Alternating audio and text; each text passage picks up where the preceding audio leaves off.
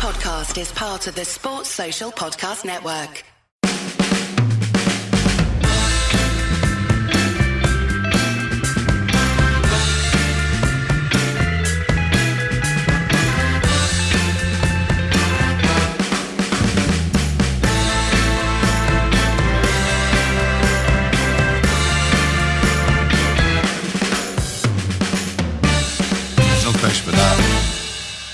Ed, we've announced Bruno, which apparently is the central... Bruno was announced. The central theme of life, the universe and everything over the last... Apparently, yeah. Have we won the January transfer window trophy? I think we have.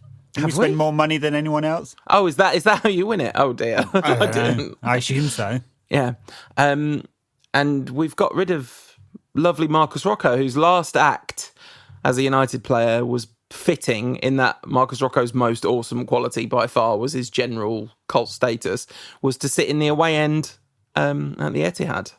Not for the first time, I don't think. No, that's right. Yeah, though it is a little bit of a thing with players these days, isn't it?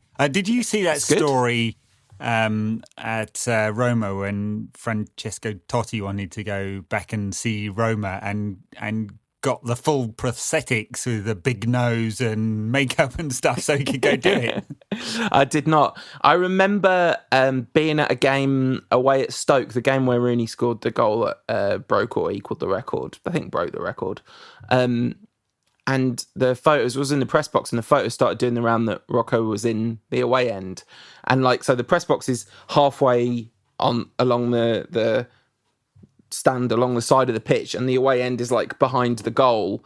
And you could see Marcus Rocco exactly where he was. It was the opposite of being in disguise. He was wearing a bright white, expensive designer cap. It was the opposite of trying to stay hidden. I don't think anyone's bothering Marcus Rocco, and he's gone back to Estudiantes, which is, as anyone that's kind of seen him celebrating their goals and stuff will know, is obviously a club dear to his heart. It is, yeah. I'm going to assume, the figures haven't been announced. I'm going to assume that United are still paying a fair amount of his wages, if not all of them. Yeah, 6-month loan deal. Yes, and then United will try and sell him again, but this has been part of the issue with Rojo. He didn't want to go anywhere else. He wouldn't be part of the Bruno Fernandes deal because he wanted to go back to Estudiantes, and United are going to struggle. They won't be able to get a fee out of Estudiantes. So anyway, we pushed that one down the line for another 6 months. In the meantime, he was, as you say, in the away end, watching a United victory over City for the second time this season. Honestly, sure, that's what happened. Let's all agree that that's what happened. A team that was that needed a 2-goal margin of victory, I believe, took 6 shots in the 90 minutes. 2 of them on target. We managed 5 shots on target over 180 minutes of football against City. Honestly, at the end of that game, I said to you, this performance is going to be wildly overpraised. And so there were some positives to the performance. I actually thought we grew into the game. I thought our second half was better than our first half. And there was a lot of heart shown and determination and all those things. But the first half, they could have been out of sight within 20 minutes. Ollie said we could have been 5-0 up against them, which we couldn't, against them in the league game in the first 20 minutes, but they could have legitimately been 3 up within the first 25 minutes. Well, for Ollie, a chance is any ball that comes approaching the box, I think. But which, to be fair, he was such a good finisher, you can see why he thinks like that, can't you? Yes. So I think we'll come on to talking a little bit about Ollie in a bit. But the game, you're right. City confused United to start with the lineup and the formation. I don't think anyone was really expecting them to play 3 at the back, matching us. That's what they were doing. They're worried about showing respect. Respect. Yeah, respect. That's it. Respect. 3 at that. 3 there. He's holding up 3 fingers. 3 at the back. Respect. They played 5 up front, basically. City did. No and respect. It's not like Gundogan and Rodrigo are particular. They're defensive midfielders in inverted commas, Yeah. So, City really came out of the blocks really quickly, and they were the dominant side pretty quickly in this game. And at halftime, I think United had taken 1 shot to City's 9 or something, and it was just one of those games in which, United for a one-off game, you'd say got the tactics right. The idea was to defend in a low block, to force City to take shots from further out than they normally would, although that only sort of half worked, to rely on Dave for the rest, and to try and score from chances on the break or set pieces. So in a one-off game, great, and maybe Ollie had really no other choices other than to set up like this and go for what was a very, very low percentage approach to winning the tie. But as we said on the pod last week, the chances of playing that way and scoring 2 to take it into extra time penalties or 3 to win the game are just incredibly low. So one of the things that frustrated me and won't really come through in the kind of narrative of discussion about this is I just half felt that we'd just set up to be plucky losers. And Ollie basically confirmed that afterwards with the way him and Maguire were like, yeah, let's take all the positives out of it. We just got beaten by City in a cup semi. Where's the anger about that? Where's the crushing disappointment? And maybe this is my view is coloured by listening to Paul Scholes on the official United pod. It's rather good. It's kind of disappointing that it's so good. But friend of the show, Sam, does a really good job with that one. And Scholes, gave us sort of some insight into what it's like losing in the era of Fergie. That it was crushing and it was like a morgue at Carrington and everyone was angry about it and kind of felt like, shouldn't we feel like that? And producer Tom said to us on the WhatsApp group, well, isn't that part of the problem? We're always looking backwards. We're looking back at the past. And, in a sense, we've become some kind of hybrid of Arsenal, the mediocrity, and Liverpool, always harping on about the past and for understandable reasons. But this kind of annoyed me a little bit, the approach to this and then the reaction afterwards. Yeah, now, to be fair to Solskjaer, this was a game in which he showed genuine fire on the touchline, screaming his lungs at Jesse Lingard, one more and you're off. And he was 2 minutes later. Yeah. Good for Ollie. Yeah, I mean, good for Ollie or completely destroying a player's confidence? Not that, Lingard is not... I mean, this could have happened to Lingard at any point over the last 18 months. Yeah, sure. But if Mourinho was screaming one more and you're off at players from the touchline, we might not be going, yay, good on him kind of thing. I don't know. We kind of need to see some fire from Solskjaer because it is frustrating, his kind of placidity. And even in a one-off game, we kind of got the tactics right, so long as you don't mind coughing up a bunch of fairly high-quality chances to City in the early part of that game. I feel like we adjusted and kind of got it together a little bit in the game and kind of got the tactics right and got some of the game management right in a one-off game sense. But like you said, it wasn't a one-off game, and the lack of urgency, not urgency, quality. It wasn't urgency that was lacking, it was quality that was lacking. Maybe the signing of Fernandes starts to address some of that, or certainly... I mean, yeah, perhaps it would. For the £0 we've managed to save... Yeah, maybe I should save this rant, but for the £0 we've managed to save, we wasted 3 weeks of not having a goal-scoring midfielder. Anyway... Yeah. It's the same. We didn't have him last night, and our goal scorer was Nemanja Matic, who's had, I guess, something of a little mini rebirth these last 3 weeks. He put in an incredible performance. I mean, I did kind of think when he got his red card, which Ollie complained about, but I don't know how you could. If you're getting a tactical foul, you want to do it when you don't have the yellow card already. Yeah. He needs to study the school of City for masterful tactical fouling, because they really are. They rotate it around the team very, very well. He's definitely in a little vein of form, though, Matic. He's moving the ball quickly, even under pressure. He made a couple of good passes yesterday, I thought, and obviously, took his goal absolutely brilliantly. And yeah, it's good that he's come into the side and it's not been an utter disaster. Of course, we really do not need to relitigate Nemanja Matic's weakness because we've got a massive archive dedicated to the subject, but. It's been nice to see him playing well. And the other thing I was thinking in a sort of positive sense is Fred continues to be better than he used to be. Fred's the Red Fred redemption has not. I've decided I like Red Fred redemption more than the Fredemption. But the Red Fred redemption continues apace. Like, it wasn't just a blip. He looks like a player, and certainly not one that you think, okay, we desperately need to upgrade that particular position now. We need players to play alongside him, obviously. Yes, and we just need more bodies as well, because we're always an injury away from it being a crisis. So McTominay won't be back until April. I know Steve Clarke was talking about him potentially being back after the next international break, but he's only just taken the boot off, and so he's a long way away from full fitness. Pogba, who knows? I mean, Ollie said 3 to 4 weeks. 3 to 4 weeks ago. He said a lot of stuff about Pogba and injuries, though, hasn't he? Yeah, so I have no idea. Mino Raiola is playing nice. We'll come back to him in a bit when we talk about Ed Woodward. So who knows what's happening with that one. And so in the meantime, I mean, Fernandes, I assume, is going to start on Saturday because why not? Absolutely. We're so desperately sure, as was shown in Lingard's performance, which was just another awful performance. I mean, the ball, he just can't trap it within 3 feet at the moment. And his passing, the thing that got him hooked off and got Ollie angry, was another stray pass.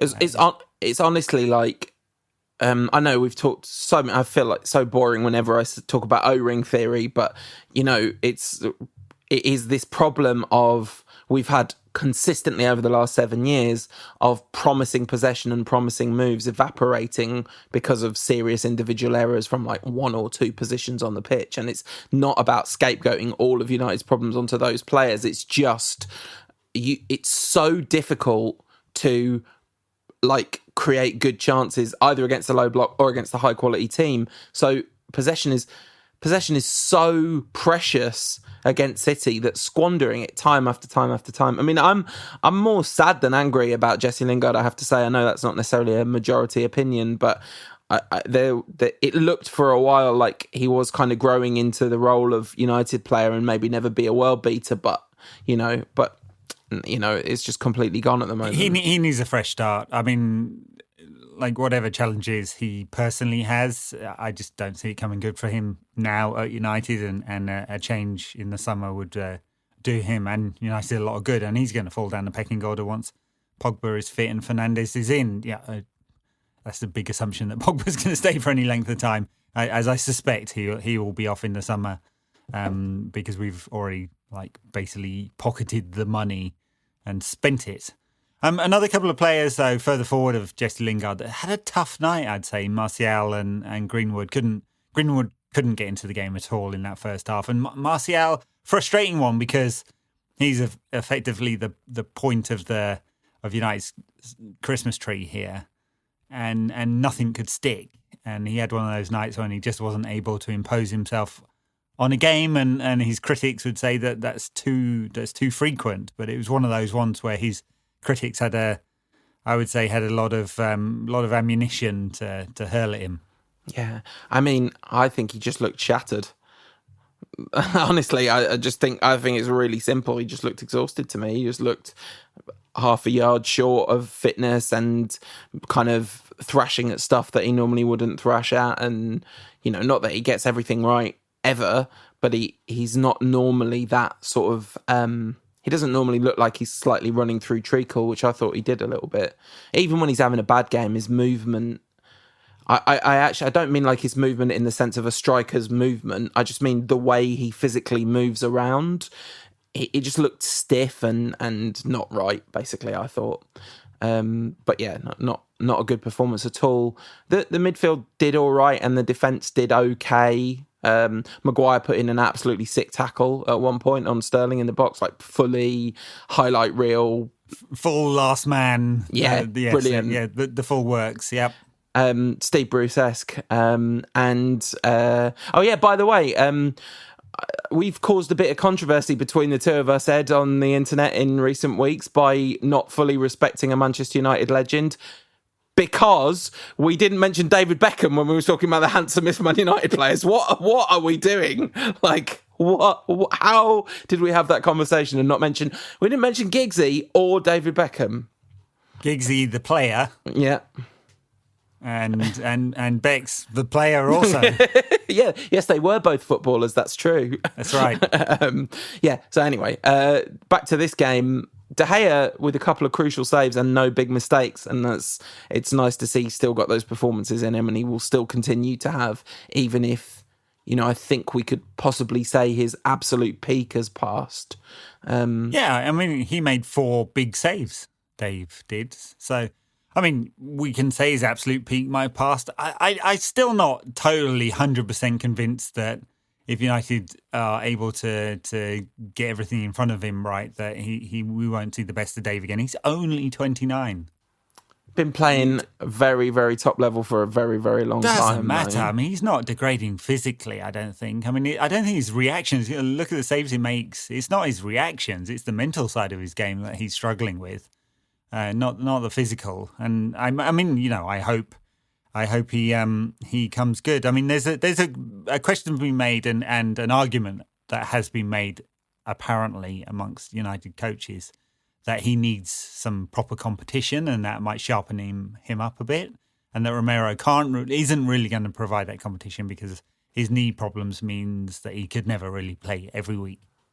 But so that a top line competition for Dave might do very good, and maybe Dean Henderson provides that. Dean Henderson, very confident boy. I wonder whether he might be willing to return to United next year and provide that competition and real competition for the number 1 spot, because Henderson's having a fantastic season at Sheffield United.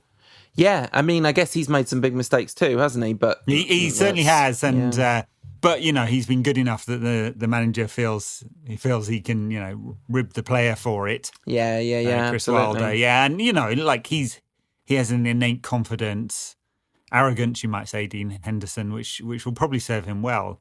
The flip side of that is, of course, he wants to represent England and he wants to have a top flight career, and he doesn't want to be sitting on the bench, especially not if it's for 3 or 4 years, which it in theory not, could be. So this is the question. Does Dave need some competition to get those peak levels? But he was good. He didn't make any mistakes. He didn't flap at anything. Not that City pump a lot of balls into the box or anything like that, and made some crucial saves. They do pump a lot of balls into the box, to be fair, when they want to. They put a lot of crosses in. They're not lumped in balls. Raheem Sterling, I could not believe that Sterling didn't score when he was, not the Maguire tackle, but the one where he was clean through. And in the end, don't have expected goals data from this game, but in the end I suspect it wouldn't have registered as a particularly high chance, but oh my goodness, there was a point there where it felt like the expected goals was 1. Well, that's right, yeah. He checked back when he could have shot, and lost his opportunity as a result. What else do we want to say about this game? That'll do me. We're out the cup. The free kick at the end. Why was Fred taking that one? I was screaming at the telly at that point.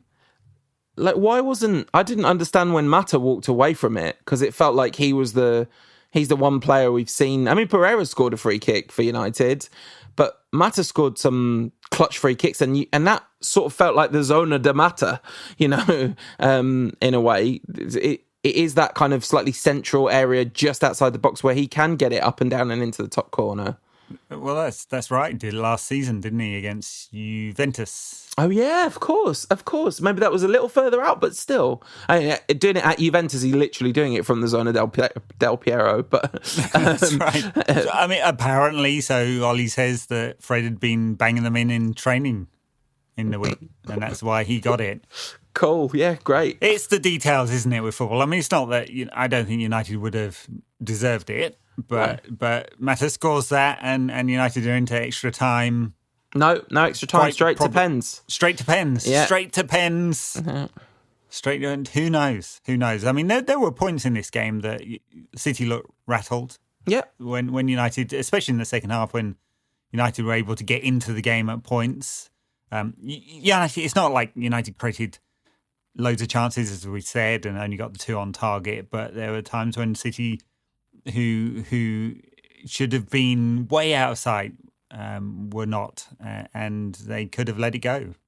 Just about hung on, and I guess that's one of the positives we can take. At some points we were able to take it to City, just not for that many minutes. And I guess that was what I meant about this performance is going to get super overpraised, because City having basically an off day in front of goal in particular, which I suspect was partly because they knew they could basically walk this game for the most part, meant that we were given an opportunity we probably shouldn't have been given from a sort of tactical and relative quality of squad and execution level.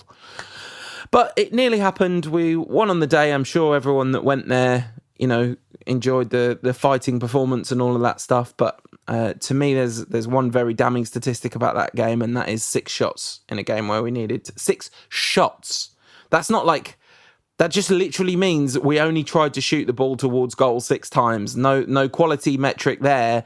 Just literally 6 shots in a game we need to win by 2 goals. And only 2 of those were from open play.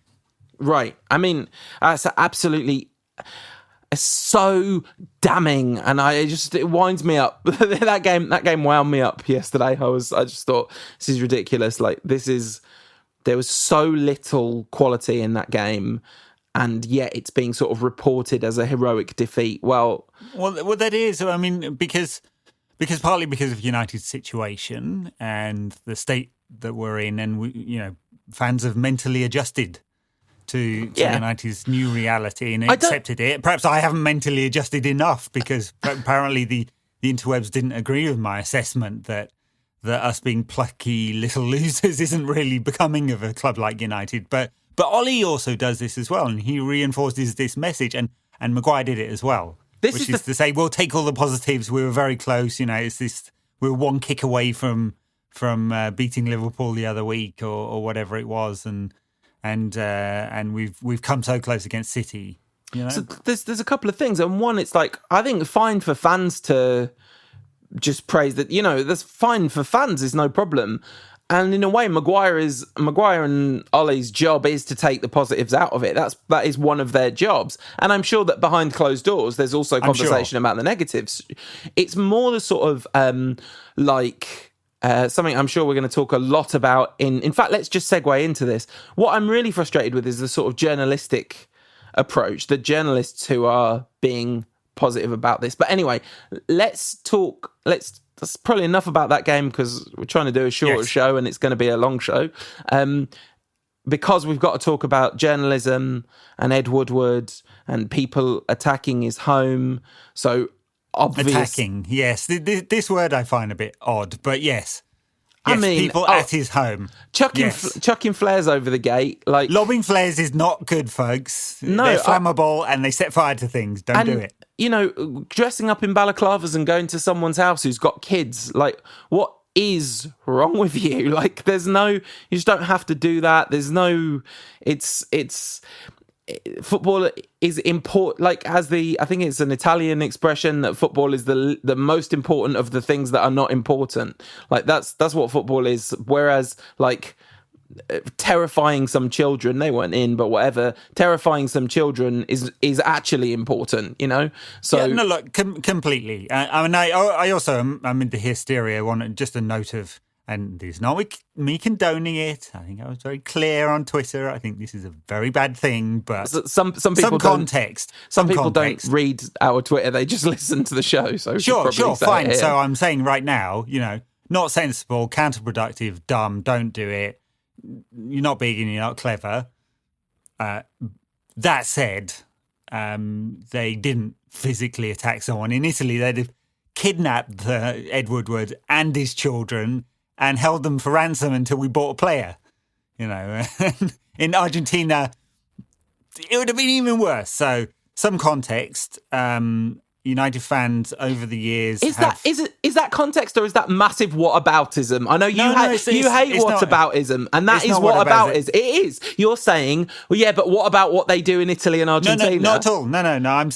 I'm saying context. There are levels to this, and at least they had some restraint, right? Shouldn't be going around to his house, much as they shouldn't have gone around to Wayne Rooney's house or Rio Ferdinand's house and scared the bejesus out of them, apparently. Scared Rio into signing a new contract, anyway. Rio went out and talked to him. Yeah. Yeah, and then he got on the phone and said, sign me up. Yeah. So, yeah, look, not clever. And But I don't. There is a level of frustration at United now, which is boiling to a point, right? And related, again, this is not whataboutism, and it's not a but and ignore everything before the but. Related is how the club treats fans, right? Which is, we don't care about you. You're dumb. We can just sign some shiny player and do a video on social media, and you won't care, and you're never going to notice whether we're successful or not, and none of this matters anyway, and you're not important. You've got nothing to say, and you shouldn't even sing songs at the ground because poor little Ed Woodward will be offended by them. So, and then in one of the worst PR, it's going to be a case study in bad PR. This is to publicly sign up a celebrity PR guy to not to improve the image of the club, but to improve Ed Woodward's personal image at the time of this almost peak frustration. Just brought this all together. So I'm really not surprised that it's boiled over for a bunch of people. I'm not saying it's right, but I'm not surprised at all. No, I'm also not surprised. And it is a difficult situation a complex situation when people have no apparent recourse. We talked, I won't go into it, we talked about some stuff related to this on the bonus content last week to do with the Cantona and the physical violence and when there is a time and a place for that. But this, first of all, we can agree to disagree, and that's completely fine with me. But the Italy and Argentina point doesn't stand for me. The people aren't showing enough restraint. If they're showing more restraint than someone who shows even less, they're still let's assume this is to be taken at face value. They're lobbing flares into a residential garden. That's not enough restraint. And it is true that the way the club have behaved and the way Woodward in particular has conducted himself, and especially all this stuff around the PR, is going to bubble. I think I said on this show last week, this could get nasty. Not even last week, whenever it was we last did a show, Monday, that this could get nasty. And look, here we go. Immediately, it gets nasty. The other thing I think is, you made the point of Woodward's upset by these chants. And, I think we both quite strongly said last time these chants are not particularly unusual in terrace culture, and it is particularly noticeable that there's a massive amount of coverage and backlash against them because they're targeted at Woodward, and he's just appointed a PR guy. But the other side of that is, of course, if you've got thousands of people singing about hacking someone up and putting him on the bonfire, and then a couple of days later, armed thugs or hooded thugs turn up at their house. You could also say that perhaps terrace culture isn't an innocuous thing. Perhaps the glorification of violence on the terraces doesn't just exist in this kind of bubble that doesn't go outside of that and actually is a problem in the world. It isn't a good thing. So anyway, that's my little soapbox about it. Yeah. I think this has turned out to be extremely mild, and the reaction is a little bit over the top, but perhaps a little bit of distance. What's mild?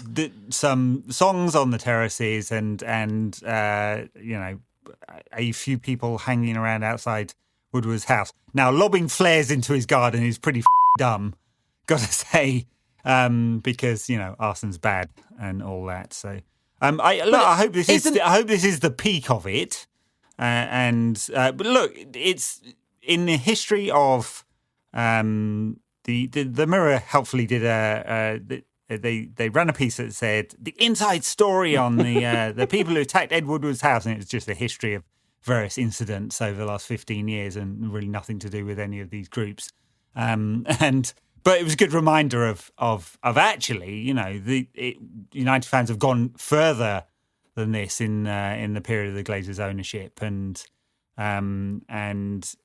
even in those incidents when it's gone further, it has thankfully stopped short of physical violence against people, and I'm pretty sure it will do this time.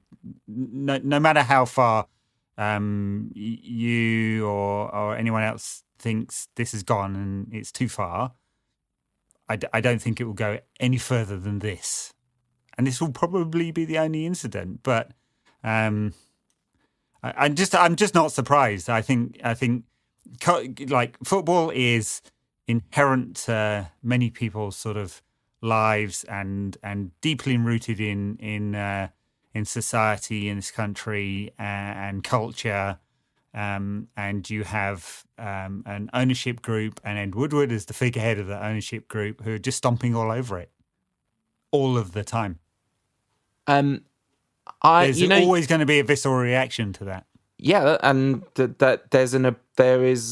that's completely understandable and appropriate for there to be a visceral reaction. But first of all, I admire your confidence that it's not going to go further.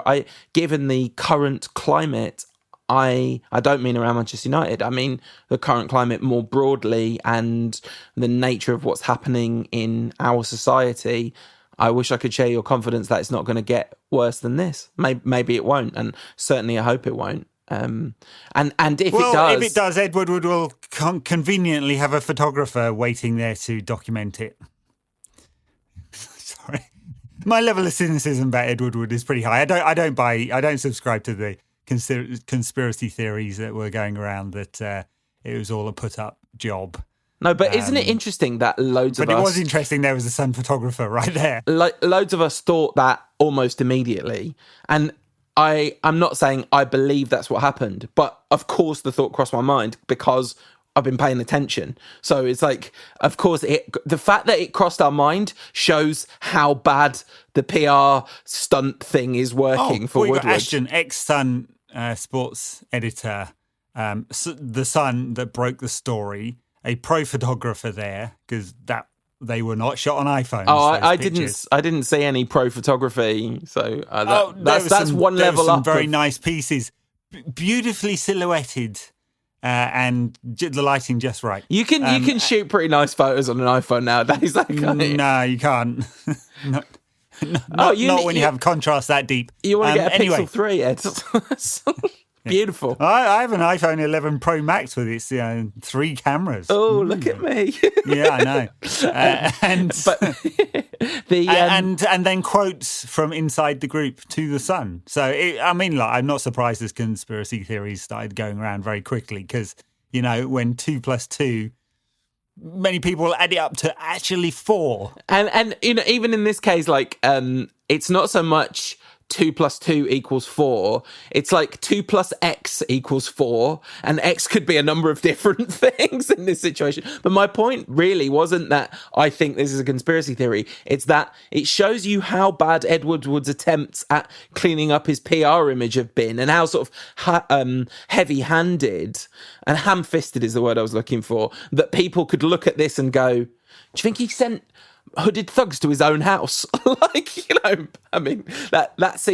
That would seem completely insane. Because the one thing that I would say is, whilst you heard how animated and emotional I got about this particular incident, none of that takes away from the fact that I don't think negative ire should be focused on Ed Woodward in terms of people who are frustrated with the nature of Manchester United. Because you made the mock-up of the glorious leader thing and on that same day, and I thought that was totally appropriate, because we should still be making fun of him and saying like this PR thing is a complete joke. There was a story, I don't know where it was, I can't remember. It was a story about how Ed Woodward was instrumental in getting the Bruno Fernandes deal in done. The Express. Honestly, for Christ's sake. Coming just a few months after Ed Woodward has been absolutely insistent that he has absolutely nothing to do with transfers. He just signs the checks, mate.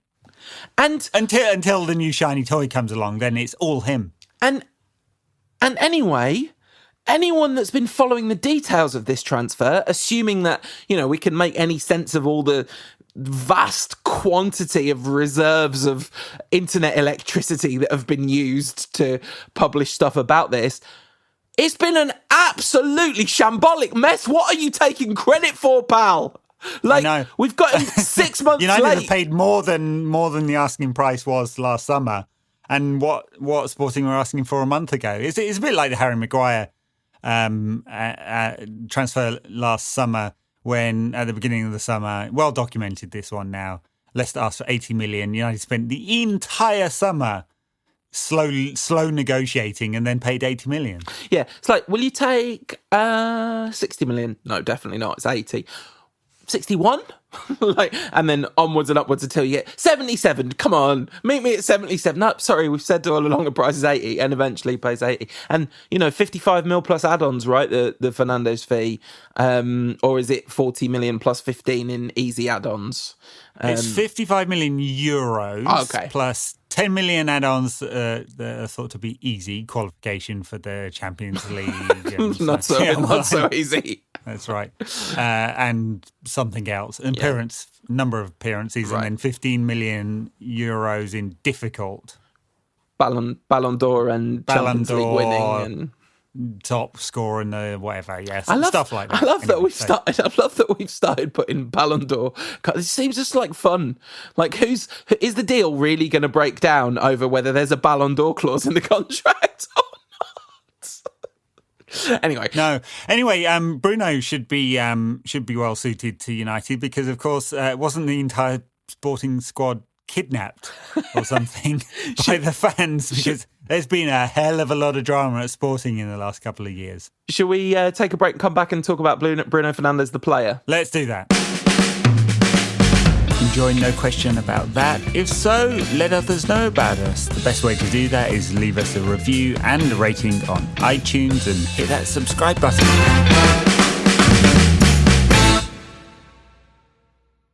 So, Ed, he scores goals. Yeah, 33 goal season across all competitions. Last season? Was that last season? I think it might have been.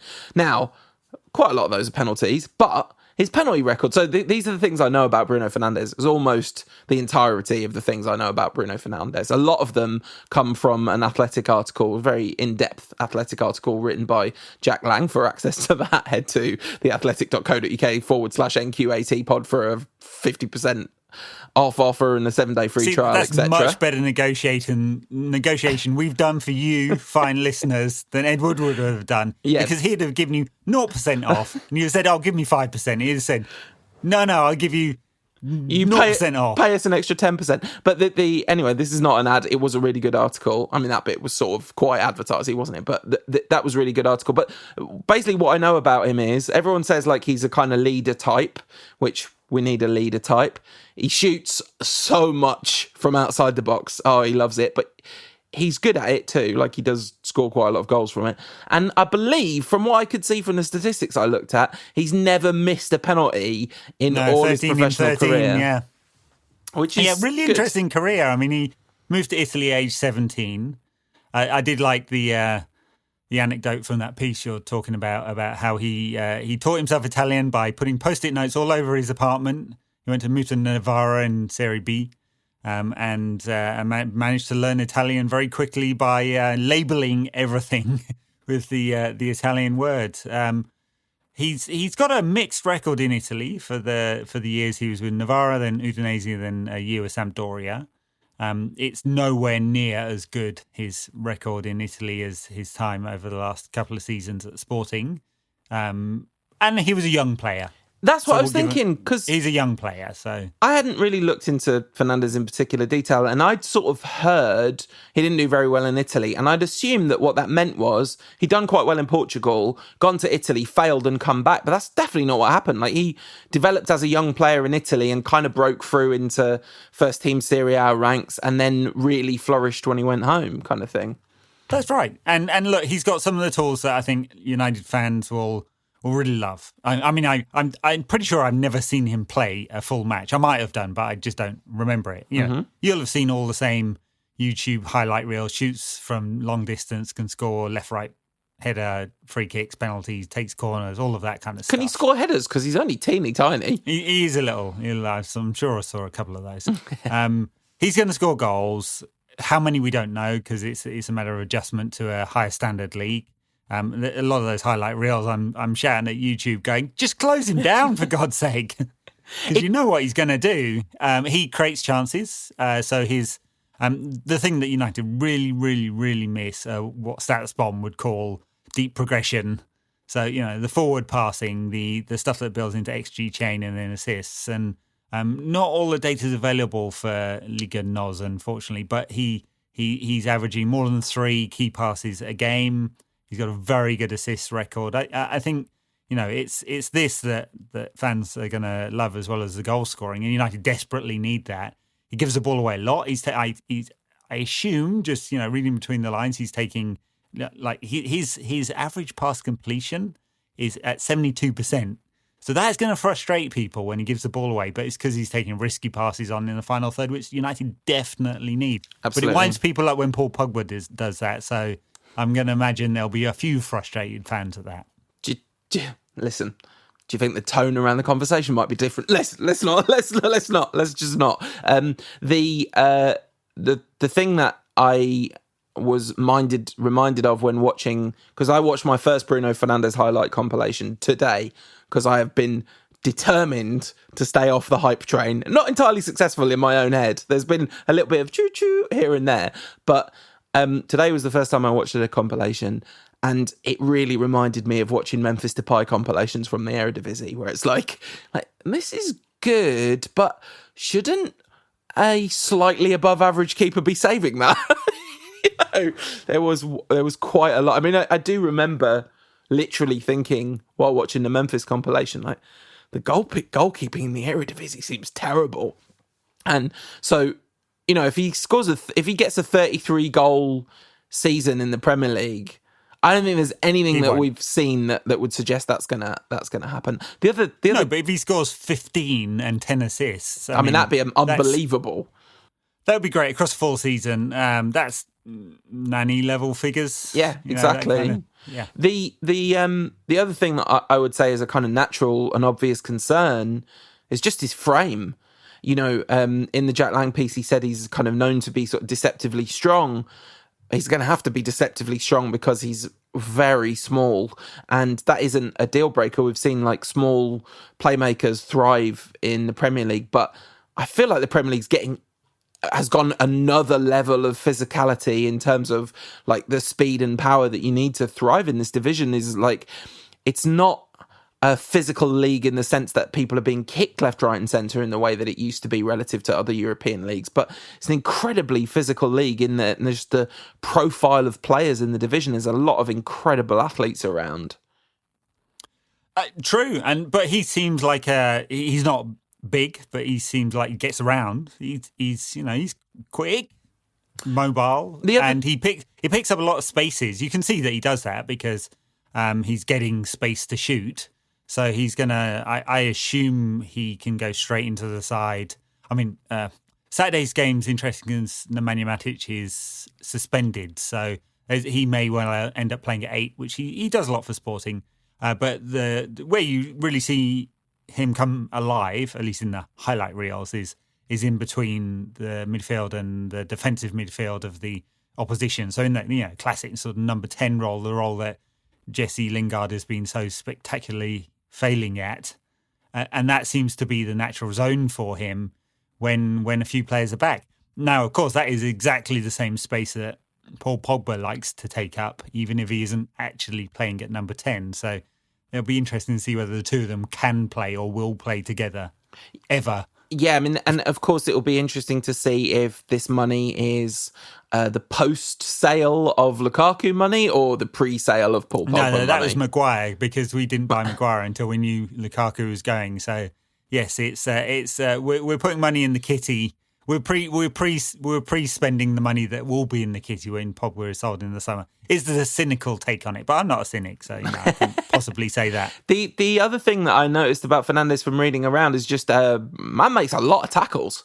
Like, he's putting 3.8 tackles a game or per 90. Yeah, and a lot of pressures as well. Yeah, more than 6 pressures a game, which Ollie will like as well. So he's defending from the front. And just every time he puts a player under pressure now, I'm going to be thinking of like Toots and the Maytals in my head and pressure drop, and just thinking, oh look, there's another pressure. He's done a pressure. Pressure. Since when is that a noun? Yeah, well, it is. It is amongst the stats it is literally a noun. at least. Yeah. So, well, that's Right, Bruno okay. Fernandes. And then players left today. We mentioned earlier, Marcos Rojo to Estudiantes. RIP to the greatest moment in Jose Mourinho's entire Manchester United career, when he said, "We all know what it's like. Do you know what it's like when the body just needs something, anything?" Marcos Rojo asked for a banana, and so the banana is. Then the interviewer laughs, and he says, "It is not to laugh." Your bench was certainly kept busy this evening. What happened with the banana? I don't know if you were tired any time in your life. I was tired many times. I know what is the body be in the limits and the body needing anything. And the player asked for a banana, and banana is, but it's not to laugh. It's not to laugh at all. It's just the banana is. It is not to laugh. It's one of my favourite things Mourinho ever did at United. The banana and then the burnt toast. Yeah, just unacceptable. Unacceptable. Not only to burn the toast that badly and serve it up to your girlfriend in bed, but then to put it on show for the world to see. There were Nutella truthers when that picture came out. There were people arguing this was not burnt, it had Nutella on it. Those people are not correct. This is very clearly, you have to really want to believe it's Nutella to see that as Nutella. Is he 28? He's 28? No, he's 29. Exactly. No, he's 28 until he's 29, and that was burnt toast. Some people just like burnt toast, though, to be fair, so it might not have been an accident. It might have been deliberate. And there was also like a mate mug next to it. And what looks cooler in the world than a mate mug? I don't know. Something about that thing just looks so cool to me, with its kind of metal straw and its weird looking herbs. It's cool looking. I've never had it. Just looks cool. Unlike burnt toast. Marcos Rojo was quite cool. Did lots of Rabonas and 2-footed tackles, and a lot of 2-footed tackles. He loved a crossfield pass. Had half a good season under Van Gaal, as somebody pointed out in the Instagram comments. And just massive injury problems, and would come straight back from injury and fly into 2-footers within 30 seconds of being back on the pitch.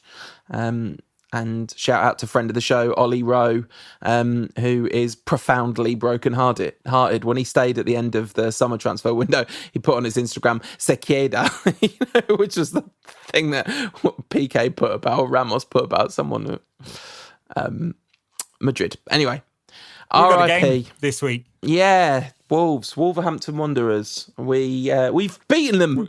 We play them every week, don't we? Yeah, we have beaten them recently in the FA Cup. Very tight game, that one. Very tight game when we drew with them in August. Very tight game not so tight when we lost them twice last season. Hard to say this one's going to be any different. I mean, it's Old Trafford, but they're going to give us. They sit in that low block. And they use Adama Traore to break, and they've got a lot of very clever players in midfield and players in wide areas that can score goals. So, and they beat us, and Spurs also win. I think it's Spurs. We could end up and Sheffield United. We could end up in 8th after the weekend. Conversely, Chelsea go to Leicester. If we win, we could end up much closer to 4th. So, big weekend. I don't know why. Maybe it's just Fernandes and getting giddy, and the fact that we thrashed Tranmere and technically beat City. Did we technically beat City? Is that technically a victory? I don't know. I think I refused to count a time when we lost in the second leg of a Carling Cup semi-final that we ended up getting to the final. The Mourinho season, I refused to count that as a loss because we were on a good run. So probably has to apply. But anyway, 2 wins on the bounce. And Fernandes coming in, could make a fairly immediate difference. The game against Wolves was the one that, of course, Solskjaer had to risk Rashford for. But we did finally break through. Part of me wonders, actually, will Wolves be a much tougher proposition in the league than they were in the FA Cup? Yeah, well, they might be. I mean, obviously, there won't be the same sort of level of rotation that we had over those 2 games. They're going to play the full team. They've just signed a player this week, sort of wide player. Patrick Cutrone has gone back to Italy, I believe. Adama Traore is just coming off having a very good game against Liverpool the other week. So they're a team that's made slow progress over the season to be on the same number of points as we are. And of course they're going to be a force in this game, and they'll have the full side out, and they're going to give us. It's going to be super tight, and I wouldn't be surprised if one goal either way is not what wins it again. All right, I'm going to steal that opinion and predict a 1-0 win to United thanks to a Bruno Fernandes penalty. Is he on penalties? I mean, if he's not, someone hasn't looked at the maths. As Tom pointed out, he does a little hop, skip and jump before he takes penalties, which is going to drive people insane. But big call to put him on penalties in the first game. Yeah, I'm going to go for a 1-1 draw. Okay, is Bruno Fernandes going to give up chances? Yeah, that's true. But David De Gea is back to his best. I don't know. Yeah, it could. Maybe. Literally all the results are possible in this one, not just in the sense that they are in all games, but it's just trying to predict what's going to happen. I wonder whether he'll stick with 3 at the back, because he did it against Tranmere and then again against City. Yeah, he did, and against Liverpool a few weeks back as well. And Wolves will probably play with 3 at the back themselves, so it'd be matchy on the systems.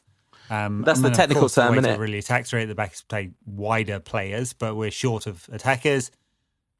Assuming Dan James comes back into the side, and maybe they play 2 up front with Martial and James, and it will be 3 at the back.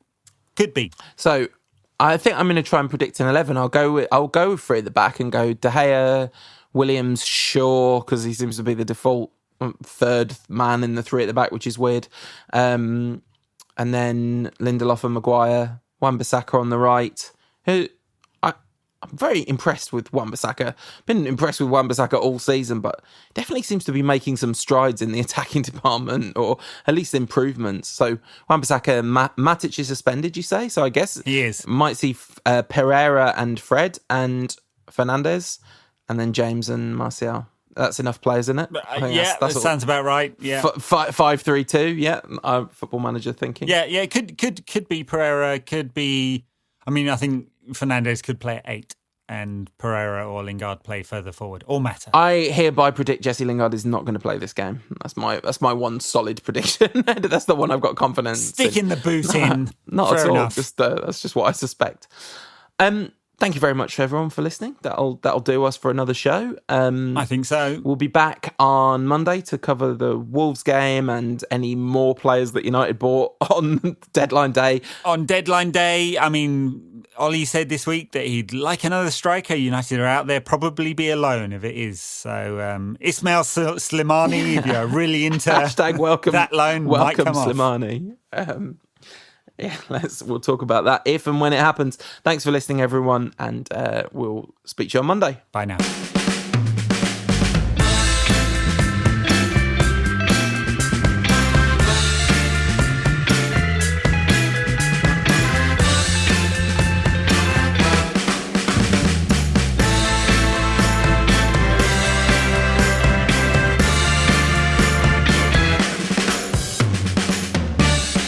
No question about that.